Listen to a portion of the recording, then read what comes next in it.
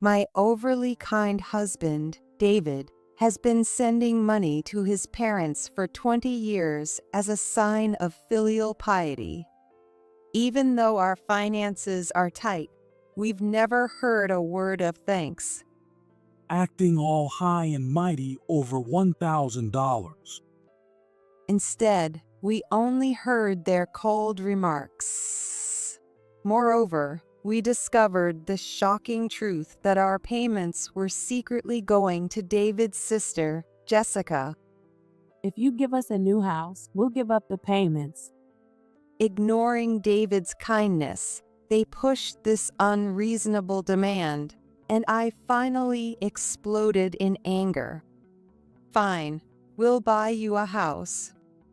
My name is Emily, and I'm 49 years old.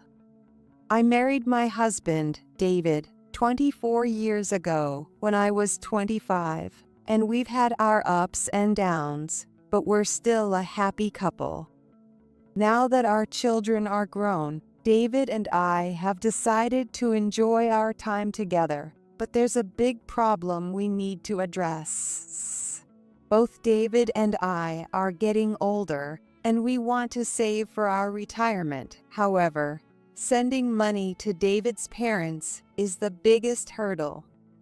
For the past 20 years, we've been sending money every month to David's parents, Laura and George.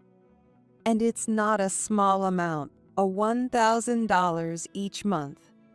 This is quite a large sum.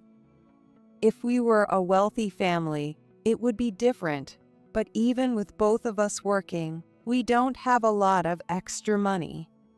It was especially tough during the years when our kids needed a lot of money. Back when things were really tough, we once asked if we could reduce or pause the payments. Are you going to abandon your parents? The kid education costs are really piling up.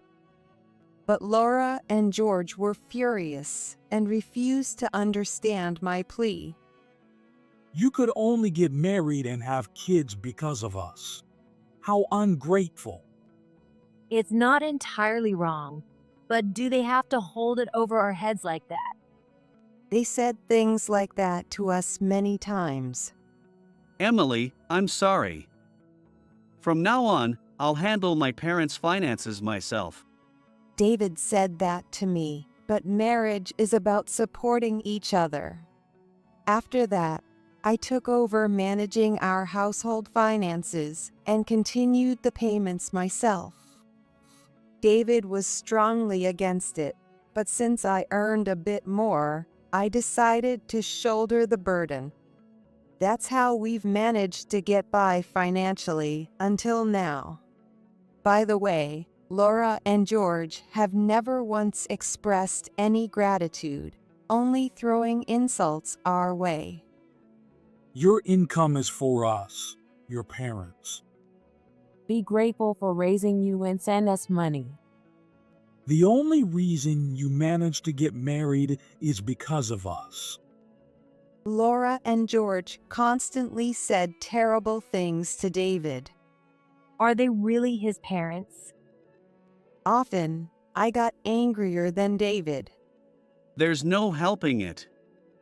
They've always been like that. But David would just give a resigned, bitter smile. Seeing him so resigned made my heart ache. Still, since David never talked back to his own parents, I, as his wife, couldn't complain either. It was a frustrating 20 years. If only David's sister, Jessica, supported the payments too, it would be easier if we split it.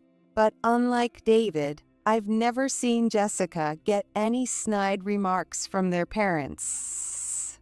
In fact, they absolutely adored her. She's so beautiful and such a good girl, just like I was when I was young. Jessica is a blessing just for being born.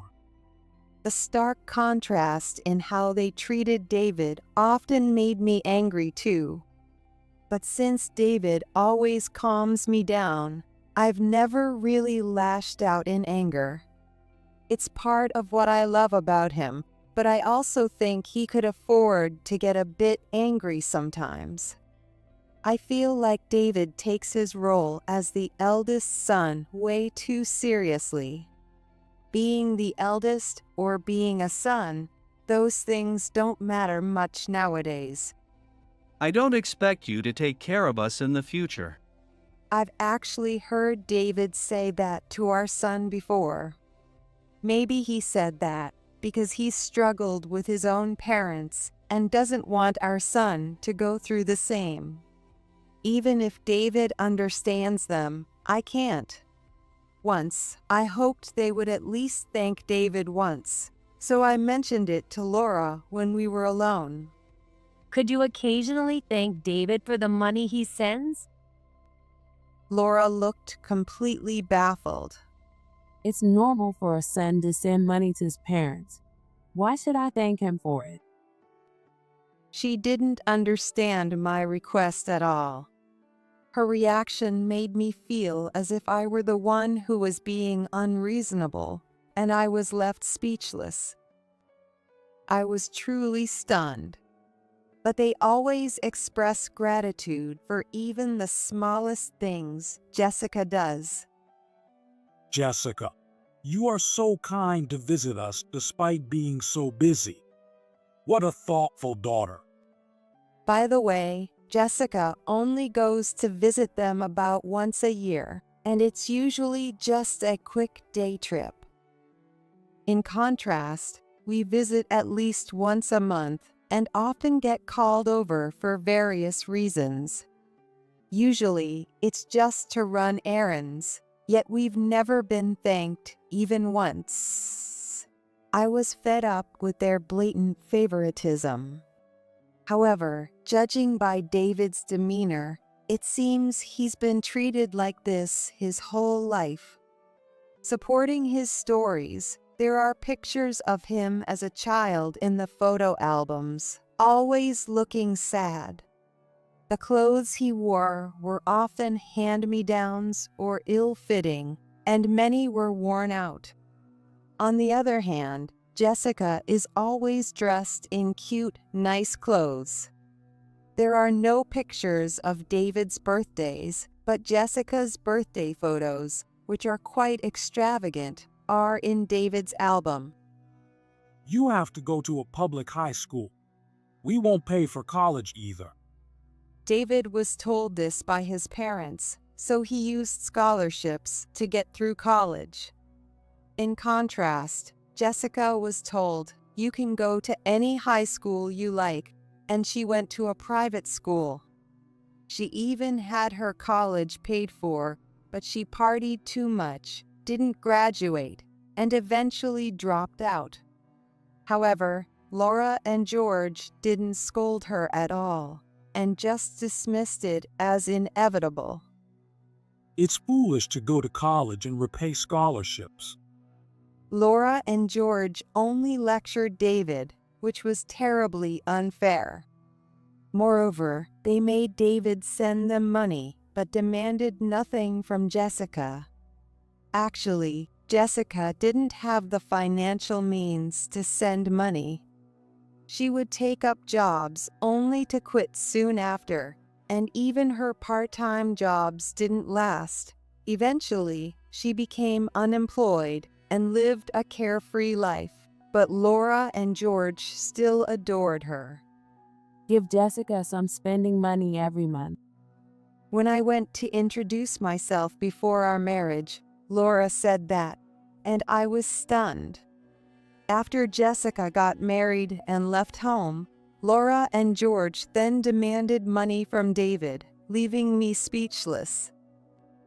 Despite all this, David didn't abandon his parents, which made me feel he was more admirable than pitiful. Even so, I couldn't recommend cutting ties with his parents because I am not blood related. It's a delicate and complicated issue, and I've been struggling with it for a long time. We continued sending money even during the tough times of raising our kids. We really deserve some appreciation by now. However, no matter what I said, Laura and George never expressed gratitude. They firmly believed that being supported by their children was their right. One day, I got a call from Laura. Usually, Laura and George are completely indifferent to our family. They don't care about our kids. All they care about is the money we send.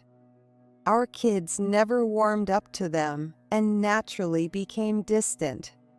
Whenever they call, it's usually to ask for something or request extra money. Hearing my phone ring, I had a bad feeling but reluctantly answered. Hello. Hey, what's going on with this month's money? No greetings, just straight to the money as usual, and I sighed, exasperated with Laura. Feeling frustrated that she couldn't see the anger in my eyes, I replied, "The money is always sent on the 30th. That's tomorrow." I don't care about that. I need an extra $500 this month. What? You mean $1,500? That's a bit much. When I hesitated, Laura immediately got angry. What do you think your parents are for? This was typical. She seemed to think that if she intimidated me, I would comply. But after 24 years of marriage, I had grown used to her and George's attitude. What do you think parents are for? Parents are parents. Then you should send more money. We are sending money. I'm telling you to increase it. No, I'm saying we can't. Increase it. No way. You're impossible. Laura must have sensed my sarcastic smile because she hung up on me. I thought I handled that well, but I guess it didn't come across. Talking over the phone is tricky. That evening, I told David about the call. You're the only one who can talk to Mom like that. Your natural charm really came through. David gave a wry smile. I'm not natural. I'm just saying what he can't. If we increase it once, they'll keep asking. We need to save for our retirement, so you must say no too, okay? Yeah, I get it. David nodded, but I still felt uneasy. And that unease proved to be right. Dad said, we need to increase the monthly payment to $1,500 starting next month. I knew it. I couldn't help but blurt out in response to David's news. You didn't agree, did you? I told him it's impossible. And what did George say? He said, your kids are independent now, so you must have extra money. What do you think parents are for? David gave a wry smile, but I responded seriously. You absolutely have to say no. Yeah. But a few days later, on a weekend morning, Laura and George showed up at our place and caused a scene. Increase the amount of the financial support. They seem to think that I'm the reason why the increase hasn't happened. While I was talking with Laura, David and George were having a serious conversation. Why do you need so much money? You still have your retirement fund and savings, right? With prices going up, it's never enough. We need to think about our own retirement too. Your own retirement. You should worry about your parents' retirement first.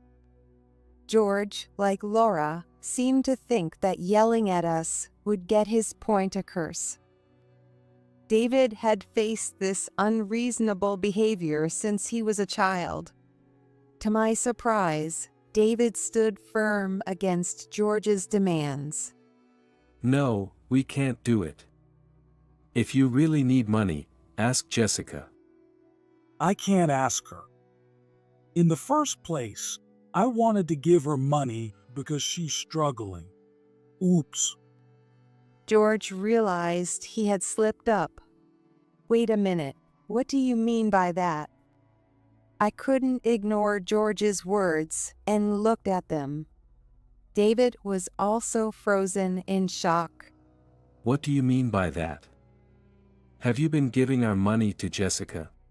David directly confronted him. So what? It's my money. I can do what I want with it. It's our money. No, it's Emily's money. Once I get it, it's mine. I can use it however I like. Then why don't I just send it to Jessica directly? Why are you taking credit for it? Jessica probably doesn't even know it's from us, does she? Of course not. I want to impress her. It's what any father would do. This is ridiculous. I can't stand this anymore. We had been sending money, thinking it was for his parents. Even though it came from my salary, it was essentially family money.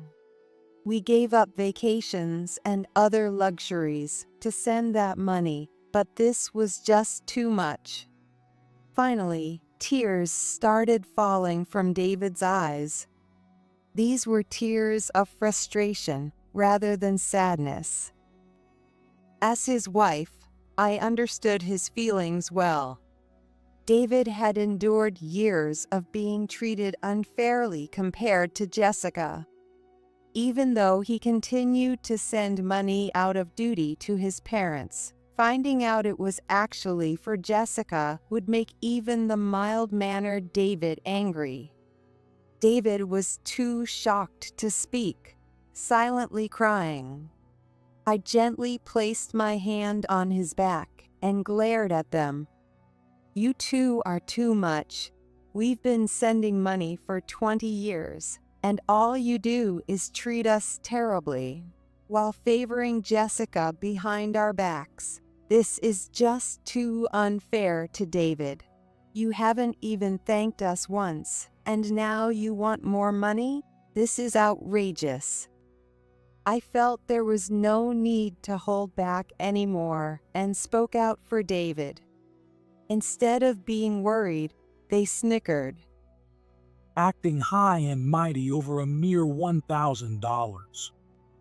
They probably believed that kind-hearted David would never abandon them.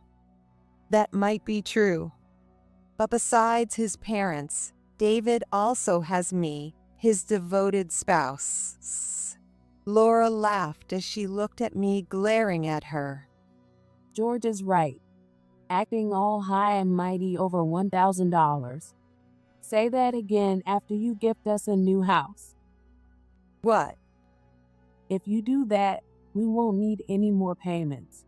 But that's impossible for you, so the increase is non-negotiable. Fine, we'll do it. What? Laura and George were dumbfounded. Fine, we'll buy you a house. Are you serious? They stared at me in shock. David also looked at me, surprised. Then I smiled. A few months later, the house was ready, and we invited them to their new home. Here it is, your new home, your forever home, I announced with a big smile. It was a very large single-story house. Though it was a single-story house, it was more than spacious enough for a couple. What is this? As Laura spoke in astonishment, I spread my arms proudly. Look at this vast property, a garage that can fit multiple cars. You can turn it into a farm, focus on gardening, or even raise goats and other animals. Well, hold on. And just look at the size of this house. Isn't the brickwork on these walls amazing? Wait, hold on. The best part is this mountainside and the nearby river. No electricity or gas, making it the perfect rustic home. Enjoy your country life to the fullest. Wait a minute. Laura interrupted my enthusiastic speech, her face red with anger. What's wrong, Laura? No need to get so worked up. You're the one who's worked up. Where even are we? This is a lovely, secluded house in the mountains. Laura looked bewildered, then suddenly shouted in anger. Why did you find such an inconvenient place? And what's with this old house? We expected a new one, but this is clearly used. What are you talking about? This is a newly rebuilt house, using materials from an old one. So you dismantled an old house and rebuilt it with the same materials? Exactly. It's perfectly livable now. At least get the gas and electricity connected. Why? You said why. As I tilted my head in confusion, Laura looked at me with a defeated expression. What is it? You asked for a house, so we built one. Why are you dissatisfied? I'm nothing but dissatisfied. Really, such demanding people. I looked at David in exasperation, and he had a very complicated smile on his face. But remember, once we give you the house, the payments stop, as agreed. What? Yes, that's right. George, isn't that what we agreed on? A new house. I thought it would be a brand new house with all the amenities. This is clearly a newly built house. Stop nitpicking. I glared at George, and he fell silent. Wait a minute. We can't live here. Take us back to our own house. George looked stunned while Laura was shouting. It's fine. I laughed. How is it fine? This is not fine at all. The previous owner left various pieces of furniture as a thank you for reusing this extremely remote house in the mountains. So you can move in right away. By the way, the vegetables in the garden are just about ready for harvest. What? So, you can live a self-sufficient lifestyle here. What? Laura, living here will make you even healthier. Are you serious? I'm always serious. Laura looked extremely displeased. It's about a 30-minute walk to the nearest bus stop. Well then. With that, David and I got into the car and drove away. Oh, I'm so glad they're so happy they could cry. It was worth splurging on this house, with the super cheap land and the previous owner covering the rebuilding costs. Laura and George must be thrilled. Anyway, I fulfilled Laura and George's wish by buying them a house. Well, it's not perfect, but it's livable, so let's call it a success. Now we can stop the payments and start saving for ourselves. A few days later, George called. When I answered, he started yelling right away. What is the meaning of this? What do you mean? It seemed they couldn't get used to living in the mountains and ended up returning to their former house. I tried to sell that house to make some money, but it won't sell at all. Well, given the location, it's probably hard to find a buyer. No, that's not it. I talked to a realtor, and they said we could sell it to someone who dreams of rural living. There are potential buyers. Really, that's interesting. Apparently, there's a demand for peaceful country life or a place to relax from the stress of city living. But it won't sell. Why isn't it in my name? Well, obviously. I could imagine George turning red with anger on the other end of the line. What nonsense is he spouting now? I lowered my voice and replied, What? Did you intentionally put that house in your name? yes, the remote house I bought for them in the mountains is actually in my name.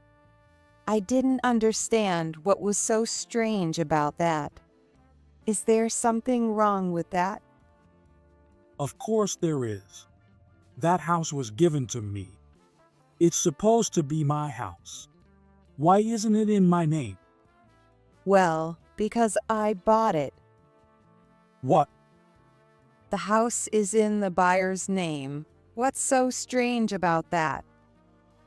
But what? George's voice was filled with despair. This is really strange. I tilted my head. I bought the house and allowed you and Laura to live there. It's a simple matter, isn't it? I asked you to buy it for me. And I did. No, I mean, I could almost see George's frustration through the phone. But honestly, I couldn't understand what he was saying. George hadn't negotiated with the realtor or signed any documents when we bought the house. How did he think it was in his name without ever signing any paperwork? It's a puzzled idea. just change the house to my name immediately. I'll sell that inconvenient place right away. Why? I couldn't understand what the problem was with living in a house without rent or a mortgage. You want to give money to Jessica, right? A house in the mountains with no utility bills seems perfect to you, isn't it? That's right, Jessica. She's the problem again. George suddenly shouted, as if he had just remembered something. She wants help with the down payment for her new house. Is that so? What does that have to do with us? David was fed up with his parents' blatant favoritism. Jessica also seemed to take their support for granted and had completely drifted apart from David. So hearing about Jessica's situation didn't matter to us. Why don't you go ahead and help her then? I was planning to sell that house in the mountains to get the money, but now my plan is ruined. You need to take responsibility and give us the money. No. I immediately refused and hung up the phone. The phone rang again immediately, and feeling annoyed, I answered it. If you won't, then put the house in my name. No. The phone kept ringing after that, with each call being about money or the house title. Each time, I refused, until George finally started begging in a tearful voice. Please, give us the money. No. When I replied tearfully like him to George's words, the calls stopped for good. That evening, when David came home from work, he laughed and told me, My parents called my office and told me to do something about you. Of course, I won't. However, they continued to send letters and occasionally visit our house, persistently asking about the house, money, or the title. Okay, this time we'll give you a brand new house. They were so persistent that I finally said that, and they seemed to calm down. After a while, David and I went to their house. This time, it's really a new house, right? I nodded emphatically. Yes, I built it myself. George looked satisfied and exchanged glances with Laura. All right. So where is it? We don't want another remote house in the mountains. Don't worry, You can place it anywhere you like, in the city or anywhere else. Wait, what? Place it anywhere? George couldn't understand what I said and asked again, so I repeated it for him. You can place it anywhere you want. What do you mean, place it?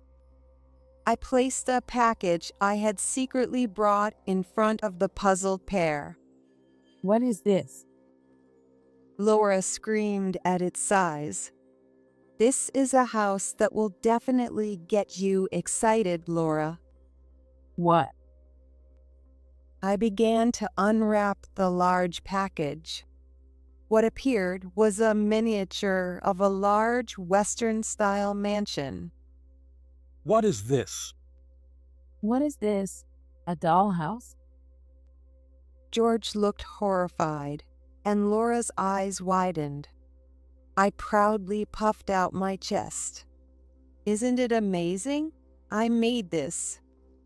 What? I'm really good at crafts. Making dioramas is my hobby. What? This is a house I built myself. Please accept it. What? It was a dollhouse that any little girl would be thrilled to have. I thought I did a great job, but the two of them were speechless. I'm glad they are so happy they are speechless. I especially hope Laura can enjoy it and feel like a child again. Leaving the silent pair behind, David and I left. They seemed happy. I'm glad. Even though they continued to contact us persistently afterward, we ignored them completely. When they showed up at our house, we pretended not to be home, and eventually they stopped. Much later, I received a call from a relative. Apparently, in their desperation, they had been begging for money from everyone.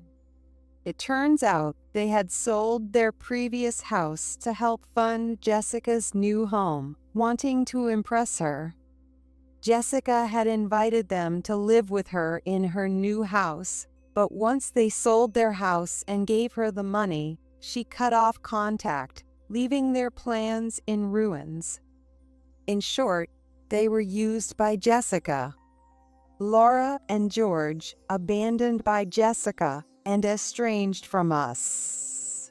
They begged for money everywhere, but were repeatedly turned down. In the end, they returned to that remote house in the mountains. At least it would provide shelter from the elements. I'm glad that the house I bought could be useful in some way. Jessica deceiving her own parents is truly devilish. However, it seems karma caught up with her too. Spoiled by Laura and George, Jessica grew into an extremely selfish person. After a huge fight with her husband, they quickly divorced. The reason for the fight was Jessica's infidelity. It turns out the money she got from her parents was actually used for her affairs. Like parent, like child. How David turned out to be such a decent person is a complete mystery. Maybe it was because he wasn't raised properly by Laura and George. With nowhere else to go, Jessica also moved into the remote house with Laura and George. However, there's no way Laura and George could get along with Jessica after spoiling her and then being betrayed by her. There's no way Jessica would start working now, so it seems they are living a poor life, relying solely on Laura and George's savings. As for me, with the end of the dreadful monthly payments and being freed from the control of David's parents, I felt like I could finally breathe freely again. With some financial leeway, I started planning a trip, poring over a stack of travel brochures with David. Emily, I'm sorry for everything. Thank you. I was surprised. Seeing David's relieved and clear expression, I nodded enthusiastically. Let's enjoy our retirement together, David. David's gentle smile, the one I love so much, lit up his face.